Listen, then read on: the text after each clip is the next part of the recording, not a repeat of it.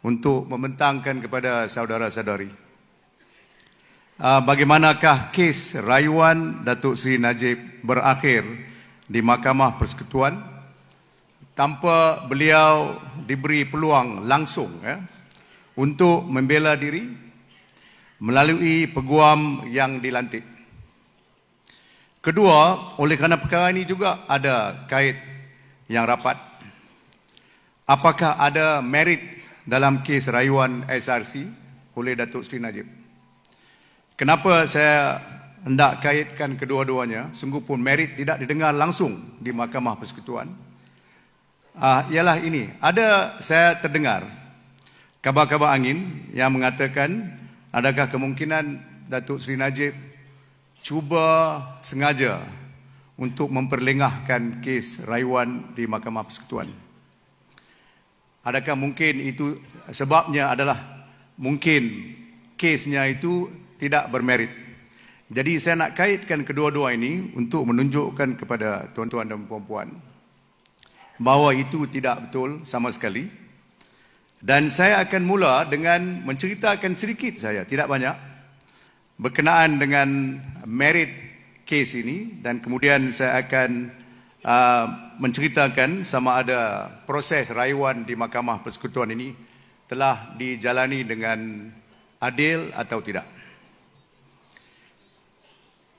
Segala proses untuk mengutarakan rayuan Datuk Seri Najib dalam SRC ke Mahkamah Persekutuan telah disiapkan oleh saya sendiri dan dibantui oleh peguam-peguam firma saya seramai tidak kurang 8 orang semuanya.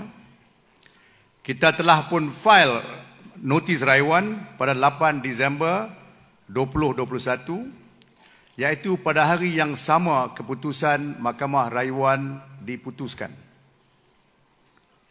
Petisyen rayuan bertarikh 25 April 2022 yang mengandungi lebih daripada 94 sebab-sebab yang kukuh yang boleh membuatkan rayuan ini amat bernas dan akan berpihak kepada Datuk Seri Najib.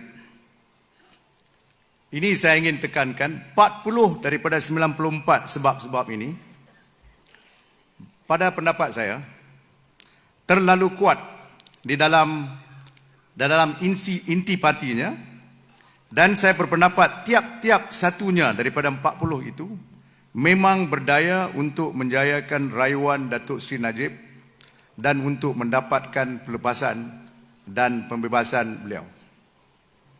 Ini saya harus tekankan kepada tuan-tuan dan puan-puan. Saya hanya nak beri 1, 2, mungkin 3 contoh-contoh merit yang saya pasti tuan-tuan dan puan-puan tidak pernah dengar dan mungkin akan terkejut pada petang ini.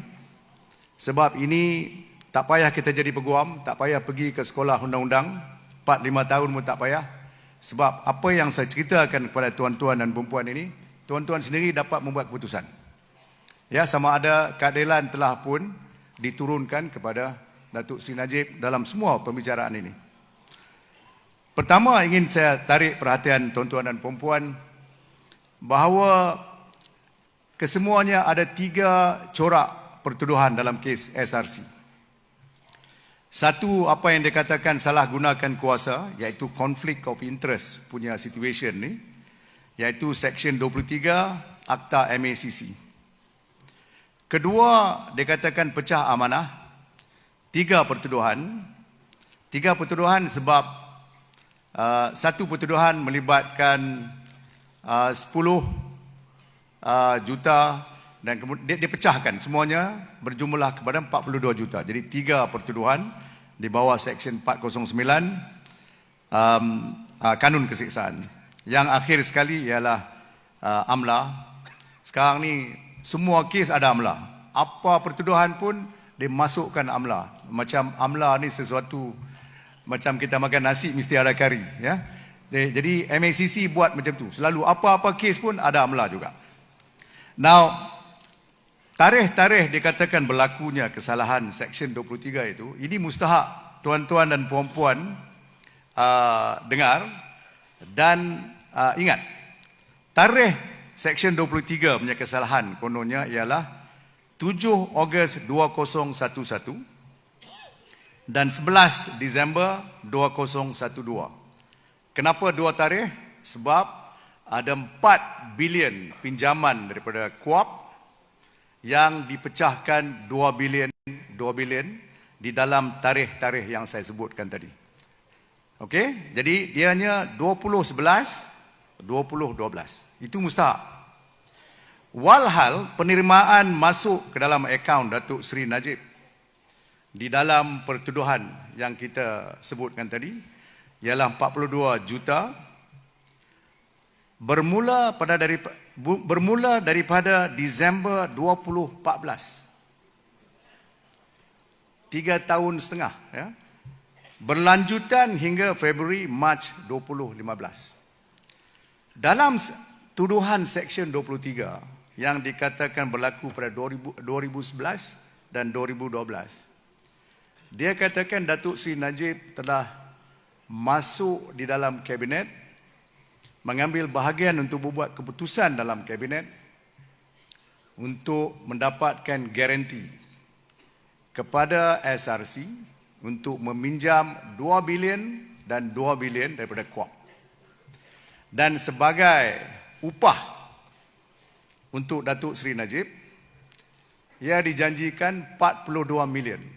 Now, pertama saya tanya tuan-tuan dan puan-puan, dalam judgement ataupun keadilan yang diturunkan oleh hakim pertama, dia katakan Datuk Seri Najib ialah seorang yang amat berkuasa.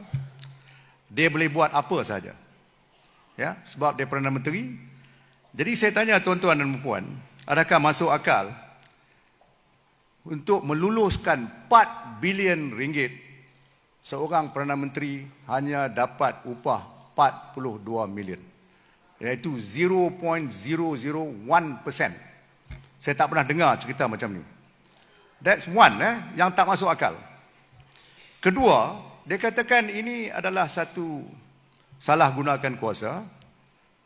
You masuk dalam kabinet, you participate untuk you dapat habuan 42 million. Kenapa habuan ini, kalau betul, diterima 3 tahun setengah selepas mesyuarat kabinet? Bukankah kalau Datuk Seri Najib ini sebagai Perdana Menteri, orang yang begitu berkuasa, bukankah dia patut bagi tahu SRC, okey aku buat ini, tapi aku mau duit ini selepas saja kamu terima. Mana ada bribery? Dia kata saya buat favor sekarang, saya akan terima habuan saya 3 tahun setengah selepas itu. Tak masuk akal langsung.